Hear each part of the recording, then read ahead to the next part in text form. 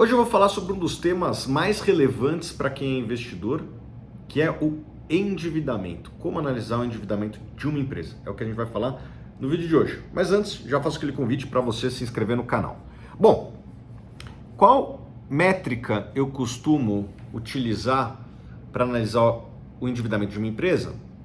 Qual delas é a relação dívida líquida sobre patrimônio líquido ou EBITDA, né? O que é dívida líquida?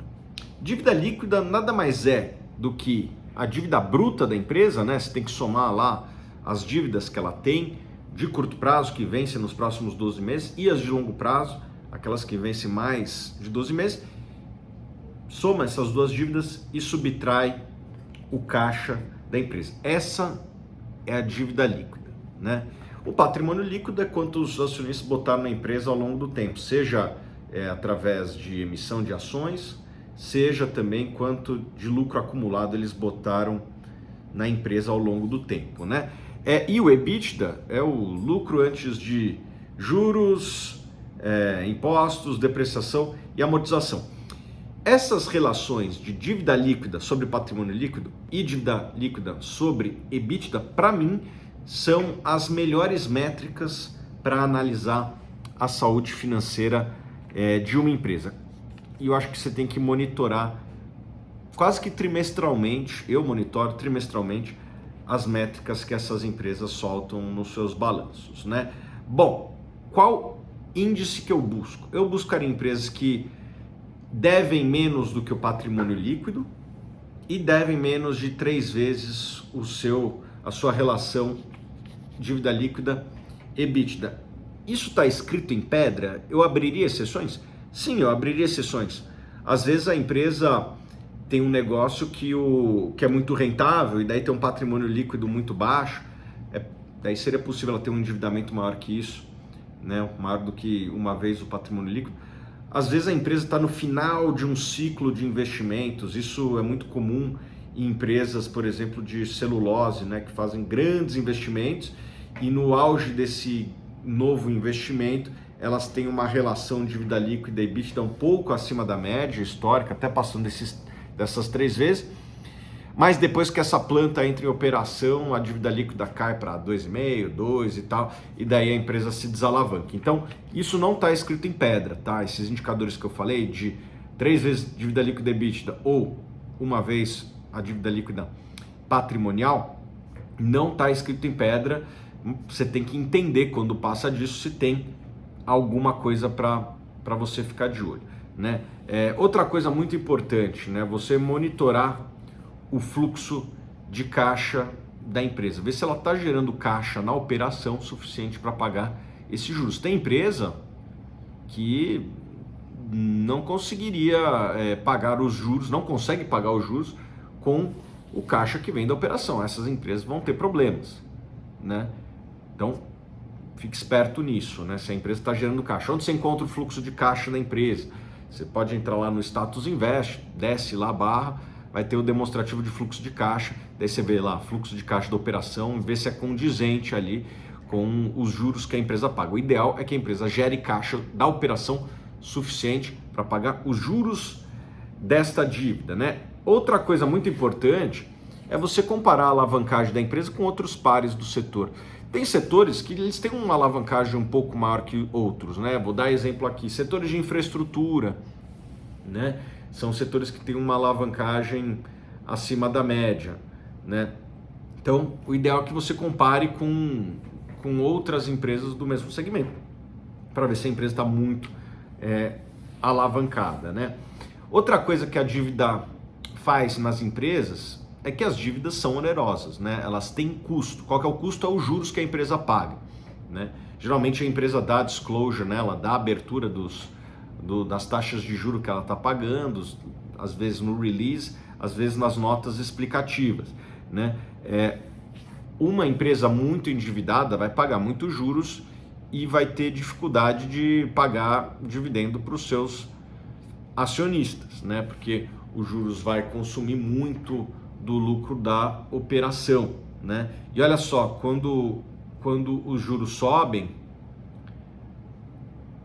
a despesa de juros explode e às vezes o fluxo de caixa da operação não cresceu na mesma proporção. Eu sempre dou o exemplo de varejo, né? Varejo no Brasil, quando temos uma crise, as vendas caem, a lucratividade cai, mas se ele está alavancado, a dívida líquida, ela até se mantém no mesmo patamar, só que a despesa de juros, né, explode e consome todo o caixa que a empresa está gerando. Então, tem que ficar atento às taxas que a empresa está pagando também, não só ao tamanho dos juros, mas também ao tamanho da dívida, mas também os juros que ela está pagando. Às vezes a empresa conseguiu linhas de crédito muito baratas no Brasil, no exterior, e se for esse o caso, a empresa tem que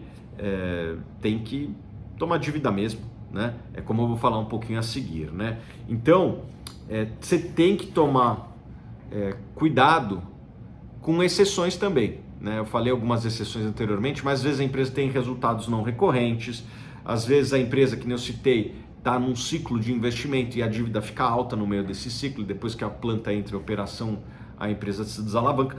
Esses números não estão escritos em pedra, como eu falei. Daí você fala, por que uma empresa se endivida, né? E eu entendo que muitas vezes o investidor, pessoa física, tenha na cabeça dele, com certa razão, que a dívida é algo ruim, né? Por quê? Porque nós, como consumidores, se você for comprar qualquer coisa, os juros são muito altos, né? Os juros que se cobrem do consumidor no Brasil, especialmente, são muito altos, né? Então, é natural que nós, como pessoas físicas, tenhamos uma certa rejeição ao endividamento, com certo sentido, porque o endividamento que chega para o investidor, ou melhor, para a pessoa física no Brasil realmente é alto. Mas as empresas listadas, elas têm inadimplência menor, né? Óbvio que tem exceções, olha aí o caso das lojas americanas, mas é muito raro uma empresa listada entrar em recuperação judicial. Acho que a última que teve foi a Oi, né? Pelo menos que eu estou lembrado aí das empresas listadas, isso faz, sei lá, 2015, acho, uns 7, 8 anos, né? Então, onde que eu quero chegar? A inadimplência da pessoa física, é maior do que das empresas. E por conta disso a pessoa física paga mais juros, né? As empresas, na média, elas honram as suas dívidas, com exceções, como eu falei, mas são exceções. E por conta disso, elas conseguem captar muito mais barato do que eu e vocês conseguem captar. Tem empresa que capta CDI mais 1, CDI mais 1,5, CDI mais 2, né? Se ela tem bons projetos, que consegue ter uma rentabilidade maior do que esse custo de capital, eu acho que a empresa tem que tomar dívida para investir na expansão, né? Às vezes surge uma aquisição, né? Interessante. Eu já vi empresa fazendo bom negócio, ela emitia dívida para recomprar ação. Se não me engano, o McDonald's, a Johnson & Johnson, o Walmart, uns 10 anos atrás, os juros americanos estavam muito baixos, ainda são baixos, mas estavam mais baixos ainda, e as ações dessas empresas negociando a múltiplos muito baixos. As empresas pagavam mais dividend yield do que custava para elas captar. Então tinha empresa lá pagando 4% de dividend yield, ela captava dinheiro a 2 e recomprava uma ação que estava pagando 4, né? E o diretor financeiro do McDonald's provavelmente conhece bem a empresa para ter a confiança de tomar essa decisão. Então, endividamento não é necessariamente ruim. Nesse caso que eu dei, foi um excelente negócio, porque as ações dessas empresas aí que eu citei foram muito bem nos últimos 10 anos, né? Então, onde que eu quero chegar? Eu entendo que nós, pessoas físicas, tenhamos uma associação negativa de dívida, porque de fato a dívida para a maior parte de nós, ela é extremamente onerosa, os juros cobrados são altos. Agora, as empresas costumam captar juros menores e por conta disso, tá? Elas, pode ser que seja um bom negócio para elas tomar endividamento, né? Algumas conseguem se capitalizar no mercado internacional, às vezes tem umas linhas do BNDES que são subsidiadas, né? E com isso ela consegue tomar uma dívida muito barata, tá? Então, dívida não necessariamente é algo ruim, né?